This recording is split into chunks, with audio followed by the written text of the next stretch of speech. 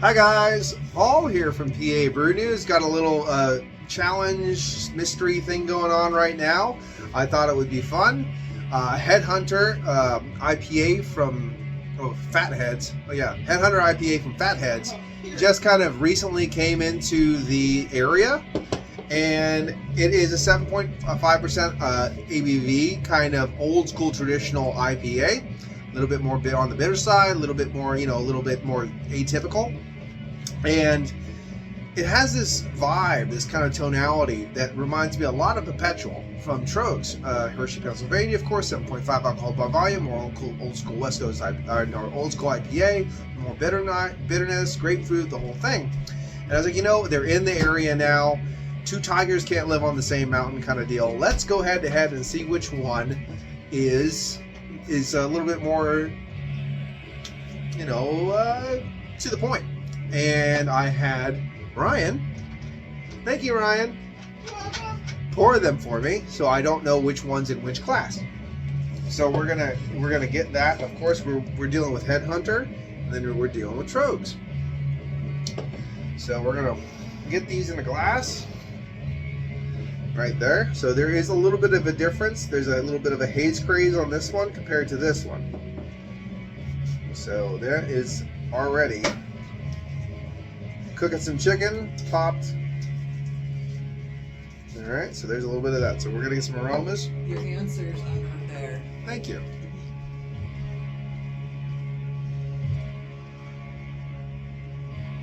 Okay.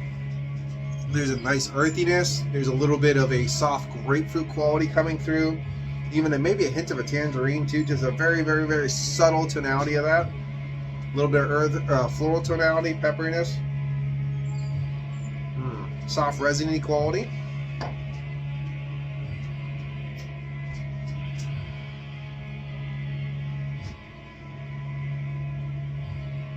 Again, a little bit of grapefruit, soft resiny quality, a little earthiness, pepperiness, a little subtler, a little bit more subtle on the nose.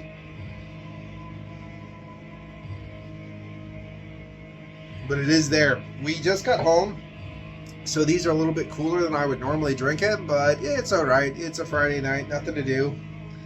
So there we go again. Right now, this one has just a little bit more of a more bombastic nose. So let us go into it. Cheers.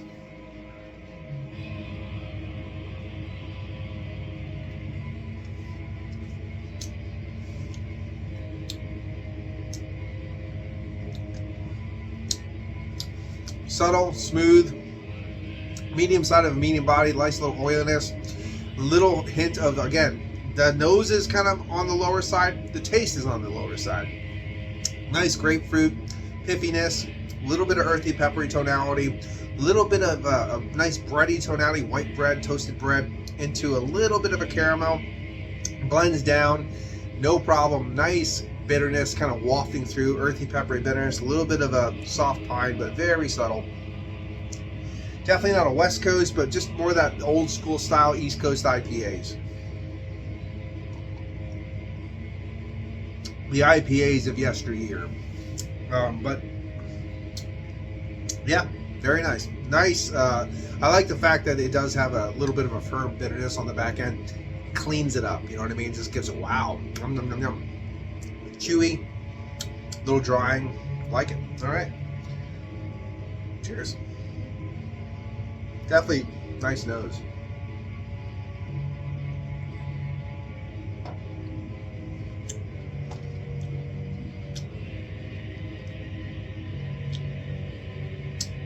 See, this one is interesting. A little bit of grapefruit, piffiness, the whole thing. But you get bitterness almost immediately, kind of whops up, and then it slowly starts to die down. There's still a little bit of earthy bitterness and stuff in my mouth as we talk. But it is definitely lower than the first initial hit that was kind of rising up real fast, and then it's kind of mellowing down.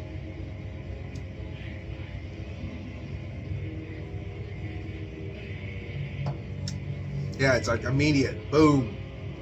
You get punched with this. And right when the grapefruit really high notes, that's when that bitterness immediately kicks in. Whereas the first beer, it actually let the grapefruit come in, then the malts kind of built up, and then near the end, that's when that earthiness kind of cleaned up the back and rose up and like, hey, by the way, watch out, I'm also bitter as hell. So that's cool. This one's a little bit different. It hits you right away.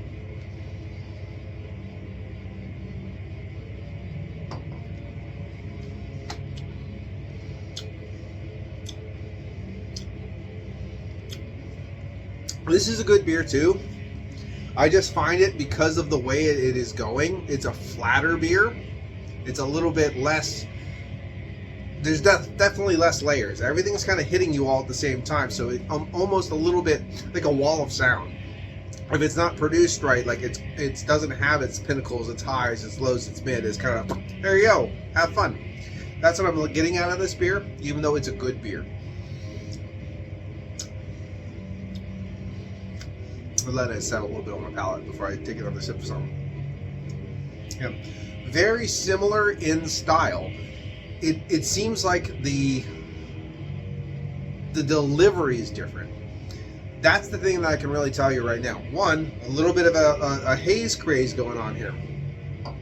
It has a medium side of a medium body, but it doesn't, it's a little bit on the, it just kind of waters out near the end. It doesn't have that oiliness as the clear beer does. The haze beer is almost immediate, like it brings everything to the table right away. So you don't have that building, that stacking building layering thing going on. This one lets you get the fruit, lets you get those resinous hops, lets you get a little bit of flavor from the malt base, and then after that kind of crescendos and dives down, then the bitterness comes up. So I kind of, right now, the only thing I can say is I kind of like the way it plays out in the glass a little bit better with the first one. Let's go back into it. Cheers.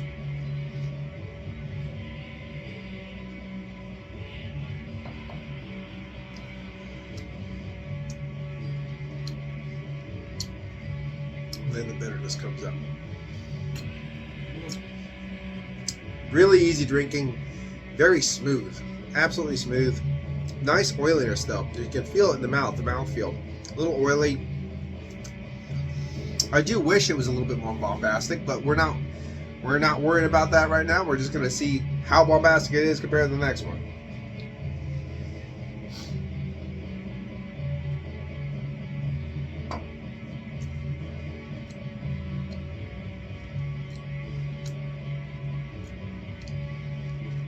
Yeah, fine beer. It's a fine beer. Little bit of grapefruit wafting through. There's like a twinge of tangerine. I find the grapefruit is a little bit more pronounced in this beer as opposed to the clear beer. There's a little bit more of a sharper fruit tone, a little bit more of that grapefruit, and it blends, but everything kind of like all the notes all the way through. Up comes the bitterness all the way through. Up comes that fruit all the way through. All up, and it happens almost all at the same time, which is very odd. You don't get that playful back and forth, what's coming up now so much. And the body, you don't get that nice oiliness in this one. It's a nice medium body, but it kind of tapers off pretty quick. You don't get that residual oiliness. Hangs around with a little bit more of that playful bitey bitterness that the clear one does.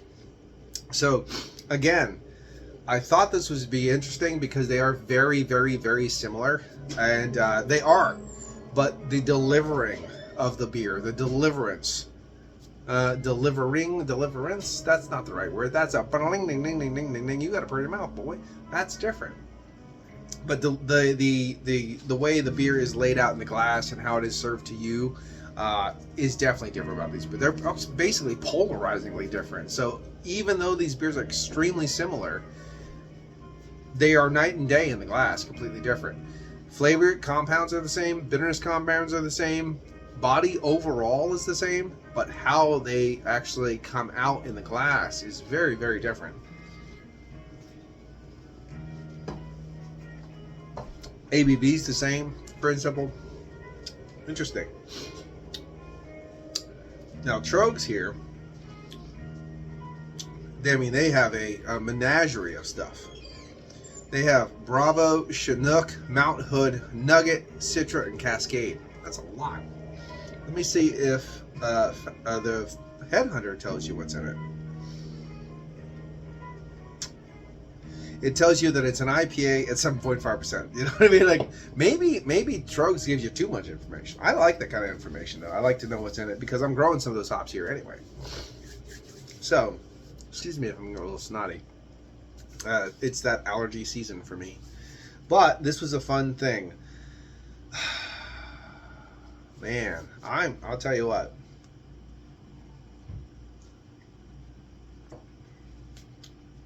There's a soft with this one.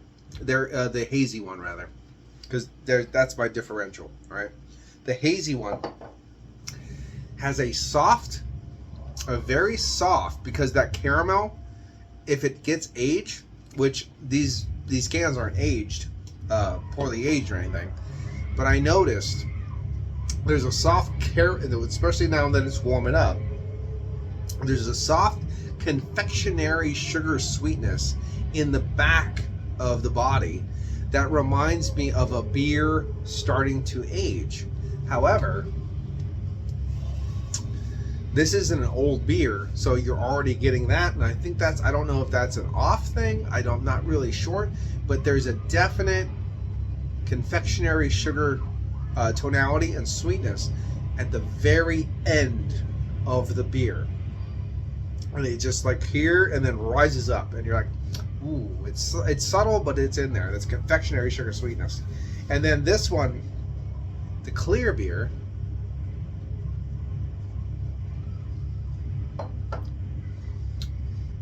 same time, same temperature, same thing, that whole remains clean. It remains clean, nice earthy pepper bit, and just builds and builds and builds and builds. It's a very enjoyable beer. The way it's laid out, and those hops, they take their time to hit, and when they hit, they just start stacking and stacking and stacking, and that bitterness builds and builds and builds, which is very enjoyable. Especially when you're deprived of bitter beers, when you have Nutriol all the time making haze bombs with no bitterness at all, which they're very nice beers, but god damn it, I need some bitterness. You know what I mean? So, being as what it is, and I really appreciate you guys for sticking around on this random idea that I had of having kind of a blind taste test of these two beers. So we have Perpetual from Hershey, Pennsylvania.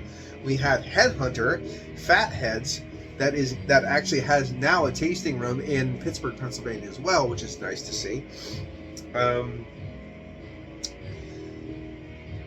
I find the hazy beer a little bit more brash, a little bit more in your face, a little bit more unsophisticated. I don't know how to describe it. It just kind of like plumps in the glass. It's like, look at me, I got everything. It shows you, it just, woof, it goes full scale nude, right? On its Twitter, where you don't need to pay for its OnlyFans. This one shows you a little bit and kind of entices you, so you dive in more, then you pay for the OnlyFans, and then now you see what the full beer has to offer. That is a horrible analogy, and I'm sorry that I did that. But yeah, I think it's hard because the beers are both good. I think the nail in the coffin for me on this one is the confectionery sugar sweetness that I'm finding in the back end of the hazy beer. And I believe that confectionery sugar sweetness, I've seen it, I've tasted it before. I'm going to say, beautiful burp, by the way. These two beers, beautiful burp. The confectionery sugar sweetness, excuse me, is coming from the Headhunter. The confectionery sugar sweetness is coming from the Headhunter, and that nice building of bitterness, I believe, is coming from the Perpetual, which I prefer. So there we go. So I'm going clear is Perpetual, and Perpetual is the clear one in the Cunningham Brewing Company glass, and what is that all shit about? And then the Headhunter is the hazy beer in the Log Yard glass. And I think that's what's going on right now. So, oh, she left me the answers. Okay, Log Yard, Fatheads, and Trogs is in Cunningham. There it is. Boom, done. So Trogs is the clear winner of this one. Both good beers, both easy drinking beers overall. Both beers that you should seek out. In Pennsylvania, Trogs is still a better price, but Fatheads is definitely a good beer to drink. The only thing I could say is, as this beer slightly warmed up, you had that confectionery sugar sweetness in the back of the beer, and the older that beer gets, the worse that I believe that would probably go and get worse and worse and worse. Now, would a absolutely 100% 2 weeks fresh Fatheads have that confectionery sugar sweetness in the back, the very back of the palate? Probably not. But if you've had anything like that, or if you tasted anything like that, let me know. Let me know your thoughts and opinions. I think PA boy Trogs is going to win this one because that's what I picked. And hoo-ha! Turns out to be the Trogs. Anyway, this has been Paul from PABrewNews. Fun little mystery, blind taste test thing going on. And yeah, till the next one. Cheers. Watch that finger.